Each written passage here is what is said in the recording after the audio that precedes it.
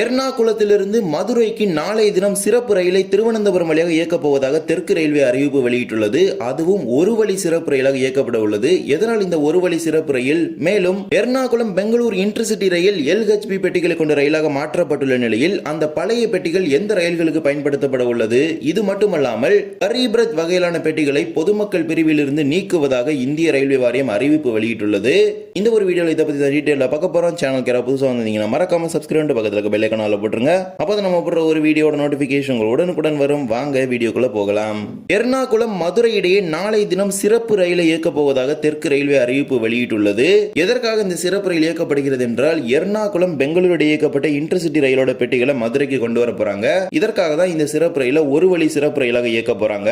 Train number 06165 Ernakulam Madurai special. இந்த சிறப்பு ரயில் நாளை தினம் ஞாயிற்றுக்கிழமை ஜூன் 22 அன்று எர்ணாகுளத்திலிருந்து மாலை 3:10 மணிக்கு புறப்படும். கோட்டயத்திலிருந்து 4:10க்கும், கொல்லத்தில் 6:03க்கும், திருவனந்தபுரத்தில் 7:25க்கும், நாகர்கோவில் டவுனில் 9:07க்கும், திருநெல்வேலியில் 11 மணிக்கும் என புறப்பட்டு மதுரைக்கு மறுநாள் அதிகாலை 2:30 மணிக்கு வந்து சேரும் என அறிவிச்சிருக்காங்க.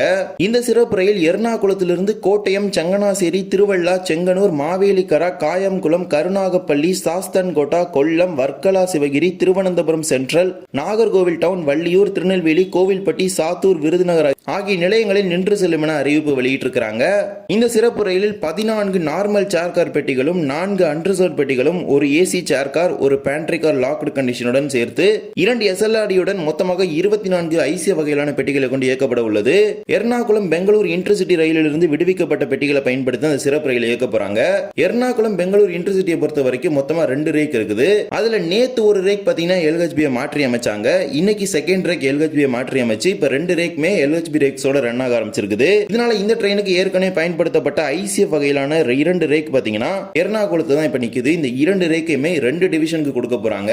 ஒரு ரேக் பாத்தீங்கன்னா பாலக்காடு டிவிஷன் கொடுத்திருக்காங்க. பாலக்காடு டிவிஷன் இத ஸ்பெஷல் ட்ரெயின்ஸா அன்ரிசர்வ் கேட்டகரியில் ஆபரேட் பண்ண போறாங்க. பீக் ஹவர்ஸ்ல கோழிக்கோட்டிலிருந்து பாலக்காட்டிற்கும், கோழிக்கோட்டிலிருந்து ஷோரனூருக்கும், ஷோரனூரிலிருந்து கண்ணூருக்கும், கண்ணூரிலிருந்து கோழிக்கோட்டிற்கும், பாலக்காட்டிலிருந்து கண்ணூருக்கும் என பாலக்காடு ரயில்வே கோட்டத்தின் வட கேரள பகுதிகளில் சிறப்பு ரயில்களாக இதை ஒரு வழி சிறப்பு ரயிலாக குறிப்பிடப்பட்ட நேரங்களில் இயக்க போறாங்க. 2வது ரேக் தான் பாத்தீங்கன்னா நம்ம மதுரைக்கு வரப்போது. நாளை தினம் ஒரு சிறப்பு ரயிலாக மதுரைக்கு வந்த பிறகு இந்த ரயில் பெட்டிகளை என்ன பண்ண போறாங்க அப்படிங்கிறது தெரியல. ஏதேனும் வழித்தடங்களில் சிறப்பு ரயில்களாக இயக்க போறாங்களா அல்லது சென்னைக்கு எது கொண்டு போறாங்களா அப்படிங்கிறது இதன் பிறகு வரக்கூடிய நாட்கள் தான் தொடர்பான முழு தகவலுமே நமக்கு கிடைக்கப்பெறும். இவ்வாறு தான் நாளை தினம் ஒரு வழி சிறப்பு ரயிலை எர்ணாகுளம் மதுரை இடையே திருவனந்தபுரம், நாகர்கோவில், திருநெல்வேலி வழியாக இயக்குவதாக அறிவிச்சிருக்காங்க. முன்பதிவு விரைவில் துவங்கும். பொதுமக்கள் பயன்படுத்திக் கொள்ளுங்கள். இதே போலவே நாடு முழுவதும் பல்வேறு வழித்தடங்கள்ல கரீப் ரத் எக்ஸ்பிரஸ் என்ற ஏழைகளின் ரதமானது இயக்கப்பட்டு வருகின்றது. இது நாட்டின் பல்வேறு வழித்தடங்களை பல்வேறு முக்கியமான நகரங்களுடன் இணைத்து வரக்கூடிய ஒரு ஏசி வகையிலான குறைவான கட்டணத்தில் ஓடக்கூடிய ரயில்களாகும். தற்போது இந்த ரயில்களுக்கு பயன்படுத்தப்பட்டு வரும் ICF கரீப் ரத் வகையிலான பெட்டிகளை பொதுமக்கள் பிரிவிலிருந்து நிரந்தரமாக நீக்குவதாக இந்திய ரயில்வே வாரியம் அறிவிப்பு வெளியிட்டுள்ளது.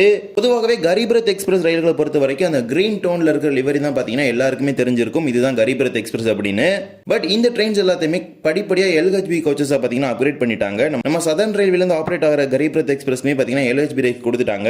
அதாவது AC 3 டயர் எக்கானமி என்று அழைக்கப்படும் இந்த பெட்டிகள் தான் முழுவதுமே இந்த கரீப் ரத் எக்ஸ்பிரஸ் வகையிலான ரயில்கள் இருக்கும். அதன் அடிப்படையில் தான் படிப்படியாக ஒவ்வொரு கரீப் ரத் ரயில்களையும் LHB பெட்டிகளை கொண்டு ரயிலாக மாற்றப்பட்டு விட்ட நிலையில் அந்த கரீப் ரத் வகையிலான பழைய பெட்டிகளை கொண்டு சிறப்பு ரயில்களை ஒவ்வொரு குறிப்பிடப்பட்ட வழித்தடங்கள்ல பல்வேறு மாநிலங்கள் இயக்குறாங்க. நம்ம தமிழ்நாட்டில் கிடையாது. இந்நிலையில தான் அந்த சிறப்பு ரயில்களுக்கும் பயன்படுத்தக்கூடிய இந்த பெட்டிகளை இனிமேல் பயன்படுத்தக்கூடாது அப்படிங்கிற ஒரு அறிவிப்பை ரயில்வே வாரியம் சார்பாக வெளியிட்டிருக்காங்க.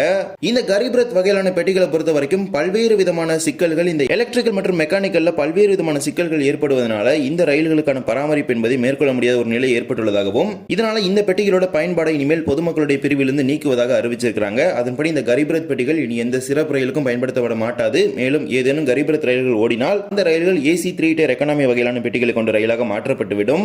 நாடு முழுவதும் 900க்கும் மேற்பட்ட கரீப் ரத் வகையிலான பெட்டிகள் இருக்கின்றது. இந்த பெட்டிகள் எல்லாத்தையும் என்ன பண்ண போறாங்க அப்படிங்கறத ரயில்வே வாரியம் முடிவெடுப்பாங்க. மேபி குட்ஸ்க்கு யூஸ் பண்ணலாம் அல்லது ஸ்கிராப் கூட போடலாம். ஏனென்றால் இந்த பெட்டிகள் எல்லாமே 20 வருடத்திற்கு மேற்பட்ட பழமையான பெட்டிகளாகும். நம்ம தெற்கு ரயில்வே மண்டலத்தை பொறுத்த வரைக்கும் இன்றளவிலும் 154க்கும் மேற்பட்ட ரேக்குகள் பாத்தீங்கன்னா ஐசிஎஃப் வகையிலான பெட்டிகளை கொண்டுதான் ஓடிக்கொண்டிருக்கின்றது. நம்ம கரீப் ரத்தை சொல்லல, நார்மல் ஐசிஎஃப் வகையிலான பெட்டிகளை கொண்டுதான் ஓடிக்கொண்டிருக்கின்றது.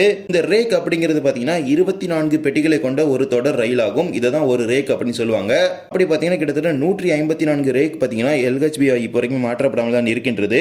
படிப்படியாக ஒவ்வொரு ரயில்களாக LHB வகையிலான பெட்டிகளாக கொண்டு மாற்றப்பட்டு வருவதாகவும் வருகின்ற 2028 ஆண்டிற்குள் அனைத்து ரயில்களும் LHB வகையிலான பெட்டிகளை கொண்டு ரயிலாக மாற்றப்பட்டு விடும் என ரயில்வே சார்பாக பதிலாக கொடுத்திருக்காங்க. இதனை பற்றிய உங்களுடைய கருத்துக்களை கமெண்ட் செக்ஷன்ல சொல்லிட்டு போங்க. இந்த ஒரு வீடியோல தான் இந்த வீடியோ பிடிச்சிருந்தா மறக்காம like and share and subscribe பக்கத்துல பெல் ஐகான் ஆல்ல போட்டுருங்க. அப்பதான் நம்ம போடுற ஒரு வீடியோட நோட்டிபிகேஷன் உடனுக்குடன் வரும். இன்னொரு வீடியோ சந்திக்கலாம். தேங்க்ஸ் ஃபார் வாட்சிங்.